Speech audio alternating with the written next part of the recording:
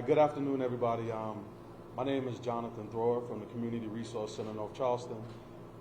We come here today because of the rash of shootings and the incidents that's been occurring lately in the city of North Charleston and all over the county, honestly. One of the things we want to say right now is, community, if you see something, say something. No more harboring fugitives. Somebody in the community knows something, and we're tired of everybody else being held accountable but ourselves. Today, we want to send a strong message that A, the community needs to back all efforts by law enforcement to help get individuals off the streets who are constantly in back and forth, committing crimes, shooting each other, robberies, whatever it is. As a whole, if we collectively come together, we can start to see progress.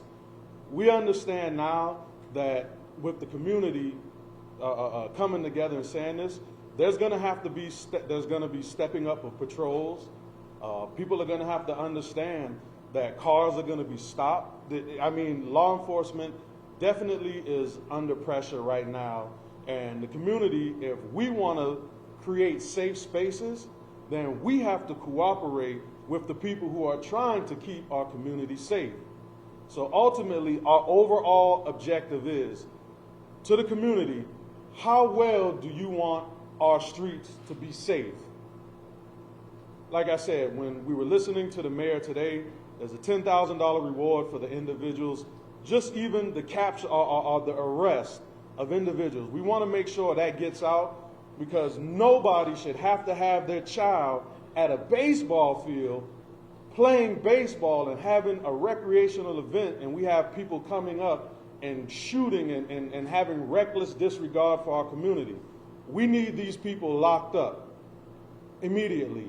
Anything that goes on, we have to become more comfortable with communicating to law enforcement and other individuals about things that are happening. Community, we have to take it upon ourselves to get out and say enough is enough. And until we fail to do it, we're never going to get out the conundrum or the maze of crime and unsolved things that are happening in our community. So that's all I wanted to basically say. I'm going to pass it over to Mr. Jerome Hayward. I know he wanted to say something, or Councilman Jerome Hayward, about the crime also. Thank you. We're here to serve notice on the individuals and the perpetrators who did this. We put up a $10,000 reward, and I'm hoping that somebody will come forward today. Sitting there watching that video, if that video ain't disturbing to everybody in this room, I mean, it's our recreation department is led by TJ, one of the best directors we could ever have to run a park. And they did everything they can yesterday to put those kids in safe haven until we could get our guys in place. The police department, their hands are full, and they're doing their job, but we got a problem. The bigger problem is the revolving door. One guy out, 5 or 6 assault and battery with intent to kill charge. He get bond out for $25,000. The last time I checked, the bond is supposed to be set based on whether you are a danger to the community. And if you look at these guys, there's a revolving door over and over and over. So we're going to go a step further. We're calling a meeting with our delegation when they get back from Columbia Friday, and we're going to sit down and talk to them, because the delegation appoint all our magistrates, right? And if you look at the bonds, just pay attention to the bonds and go online and look at it. $25,000, $50,000 for shooting somebody. And then they get out, they got satellite monitor, 2 or 3 satellite monitors on their ankle. If that's not a danger to our community, what is? So the police department, we locked them up tonight. 3 days later, they're back out on the street. We gotta close that door. We purchased 780 cameras, almost $3 million. That's coming down the pipe right now.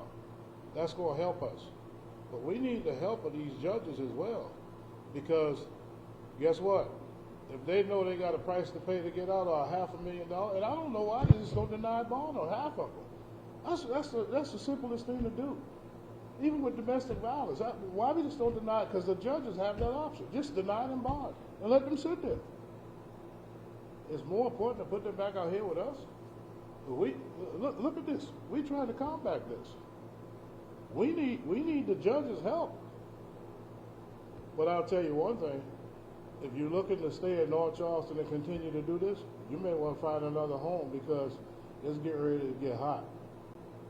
And they're going to make it hot, and they're going back to doing what we know work, and that's policing.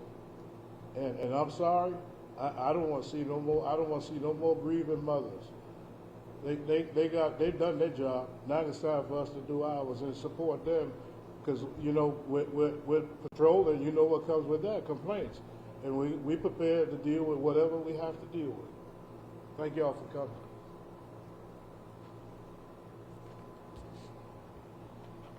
Thomas Ravenel, Reverend Thomas Ravenel, United Black Men of Charleston County. Time and time again, we are heartbroken by the news of another act of violence in our community among our youth. Part of our healing must be the conviction that we will do everything in our power to keep these tragedies from happening in a community that continues to face a pandemic of gun violence. We must recognize that true negative impact that exposure to gun violence has on our well-being of our children. So when we actively work together to address this problem, we'll see a change take place in our community. We are pleading with all witnesses to work with our law enforcement to come forward with any information you have, any past shootings or any of the recent shootings, any cold cases. As Councilman Hill would say, we must now put the pressure on the community to come forward. See something, say something. We can no longer close our doors to crime. We can no longer see criminal activities happening in our neighborhood, in our communities, and we close our blinds and say, it doesn't concern me. It does concern me. We cannot continue to get involved when that call comes to our home. We all must come together. Lastly, we plead that in none of these shootings, there be no retaliation. We have enough law enforcement to let them do their job. We must all come to the table with conflict resolution in our mind. I'm going to leave you with my number, which is 843-708-2346. Councilman Hayward's number, which is 843-697-1600.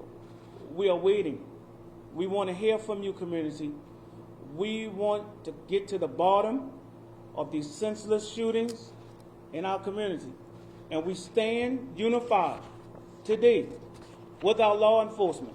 Again, if you're going to do business in North Charleston, business is going to be changed. It's not going to be the way it used to be. We are not going to continue to stand on the sidelines when we can't even take our children to a baseball game without gunfire erupting. You man enough, woman enough to pick up a gun, be woman or man enough to do the time. Amen. Thank you.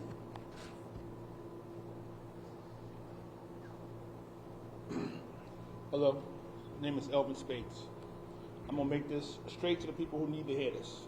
I'm calling out our judges, solicitor's office. You know, I talk to a lot of people in the community all the time. One of the biggest problems and one of they're scared of is these people coming back on the streets. I'm working with 3 families right now, where one, the boy's home. He did 6 months in jail. He shot and killed the lady, Miss Sharon Shine, shot her daughter in the driveway. He's home. 6 months, he's home. Another family, Shanta Wilson, her 18-year-old son was shot in North Charleston. The police did their job. They locked him up. But guess what? The perpetrator's home. He's home, bonds, waiting on bonds, sitting and waiting on court. Right? This has got to stop. If you want the community, I want the judges and bonds to hear this. If you want the community to be more involved, then they have to feel safe, because I'm not coming to you and telling you what's going on, and you're letting these criminals back on the street, and now they're coming at me. Now in the community also, you still got to step up. You still got to step up. Because again, the police has to retaliate to this. They have to respond. This is where we at. They're going to respond. So, yes, they're going to be stopping cars. They're going to be searching. They have to, right? We have to be safe. Don't wait until it's your family member that's in the street and now you want justice. We have to respond to these things. So the community, I ask you to keep calling. Let us know what's going on. Talk and work with the police. But these judges and bond courts, I need you to hear this. We can't keep having these criminals come back to the streets. You just cannot have it. You cannot have people who are killing people doing 6 months in jail and back on the streets. Then they're on the streets for 2 and 3 years waiting to go back to court. I'm working with one family right now where the man who killed her son has already killed somebody else. He was out on bond. He's already killed somebody else. Had he been in jail for her son's murder, he might have been out here to kill somebody else. So my plea is for the community. Please stay enforced. But these judges, if you're listening, if you're watching, these bond courts, keep these criminals behind bonds. Thank you. Good evening. I stand with everyone here in the outrage that is going throughout our communities. In order for us to save our community, we, the leaders, must step up to the plate and say, enough is enough.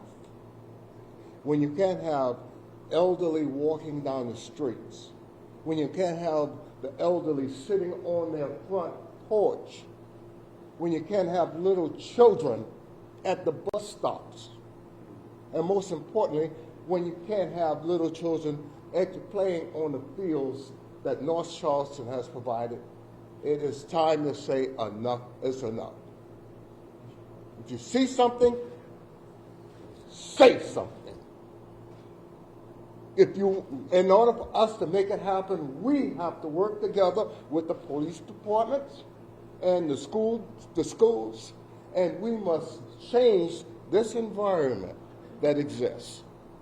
And we, the leaders of this community, is coming forward to say enough is enough. And we are going to stand with our community and make sure that this senseless, cruel, and vile violence stops. I thank you for giving me the opportunity to speak. Thank you. I come here today with a heavy heart. I concur with all that's been said, but talk is cheap and it takes action. The community, you know these people, do your job, step up, and report to the police officers who these folks are.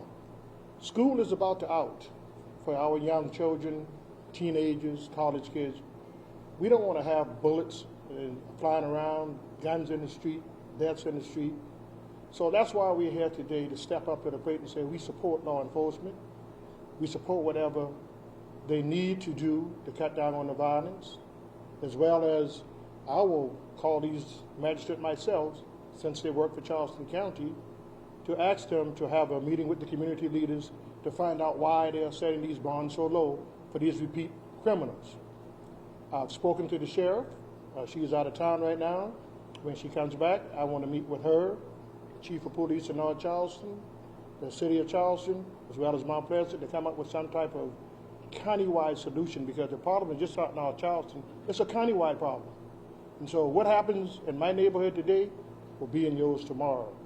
So I plead and I ask the people of Charleston County, enough is enough. We need to get our churches involved. We need to have them open more on the weekend. You know, most of the churches are just open on Sunday, and after the Sunday worship, they're closed.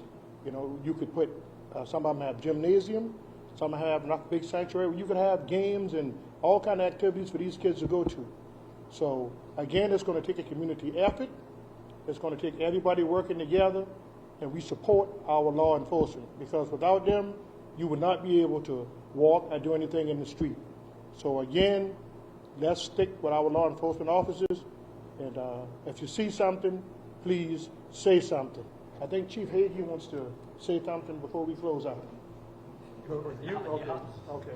All right. I really don't. Assistant Chief Greg Gomes, I don't have a whole lot to add. I think these gentlemen did a great job of kind of explaining where we are. You know, as an agency, we stand ready to work with all of our community partners, our faith groups, to solve this problem. Obviously, law enforcement was one component, and we stand ready to do whatever we can to make our community safer. But like they've all said, it's going to take a community of all of us to come together. And this violence we're seeing is impacting many communities across our city and across our county, quite frankly, and across our country. So I think, you know, hopefully this may be a watershed moment where we can get everyone in a room and get on the same page and get out there and effectively police. And you can do both of those. You can effectively police and have a police accountability, right? So we can do both of those things, and we can work in partnership. So we look forward to this. We hope that this is a time where we come together and we all move forward and come up with some real tangible solutions to solve these issues that's plaguing our community. So, again, I appreciate you all being here and bringing attention to this.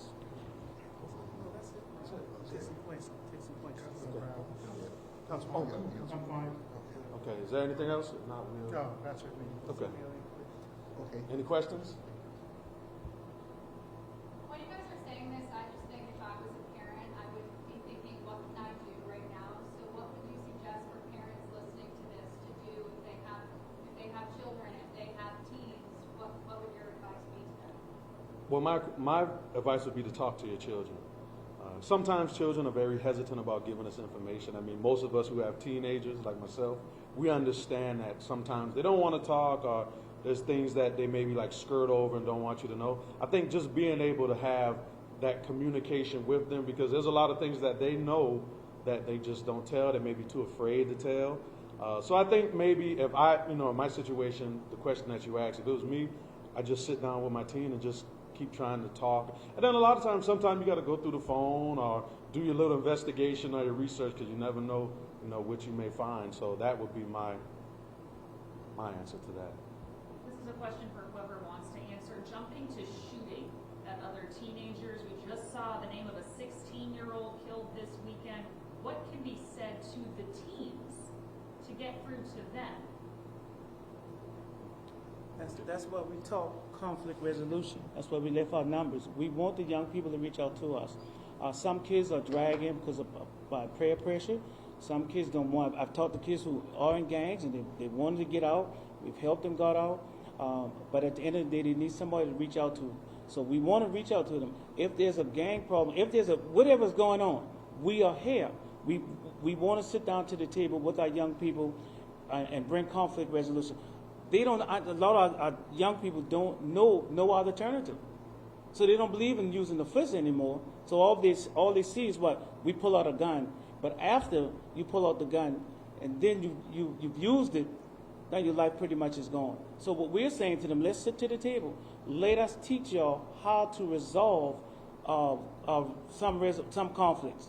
And we have the skill to do it. We've been doing it for a very long time. But we need them to reach out to us. It's easier for them to reach out to us because, as they said earlier, it's just such a low country problem now, and we're seeing it every day from our schools, our communities. And some of the problems, if we could fix them in the community, they won't make it to the schools. If we could fix them in the schools, they won't make it back to the streets. This is something that I know several of you guys mentioned, but the problem about repeat offenders. How can we help that? How can we help that people are going out of jail and then offending again? I know other agencies talking about men monitoring, ankle monitors, anything else we can do to stop that from happening? Well, I tell you one thing: the ankle monitoring system don't work. It's a broken system. I can show you kids right now that the batteries are dead and they haven't reported in 2 or 3 weeks. So that's a system that does not work. That's why the kids don't mind putting the bracelet on. That's one thing that does not work. Again, as Councilman Hayward talked about, and I think Jonathan talked about, we got to hold our magistrates accountable now. Nobody wants to see this. We never thought we'd get to the point of saying, listen, we got to start with the low bonds. Because the way the bond system is set up now, there are bondsmen out there who would bond you out, or you get a $50,000 bond, and you're thinking $5,000, but guess what? There's a bondman out there who will get you out for $500. And that's why they're getting out before the ink gets dry on the paper. They're back on the street and not committing another crime. What do you say to those that believe in the special policy? You want to talk? Come on. I would say this, definitely dealing with the community a lot, is always no snitch until it's your family. See, the rules change when it's your family. When it's somebody else over there and has nothing to do with you, you don't mind minding your business. I ain't got nothing to do with that.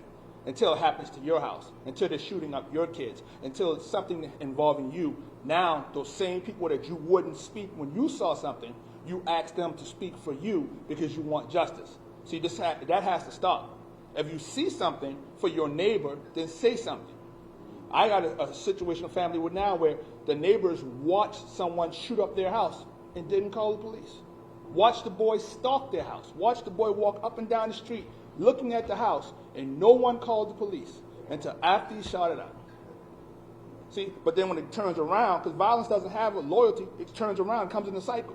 Next time is your house. And now you asking those same people that you wouldn't speak up for, that you wouldn't open the door for, now you're asking them to speak for you. We got to stop this. We got to stop this. If I got your back, you have my back. We got to become the village we used to be. Thank you, everybody. Thank you.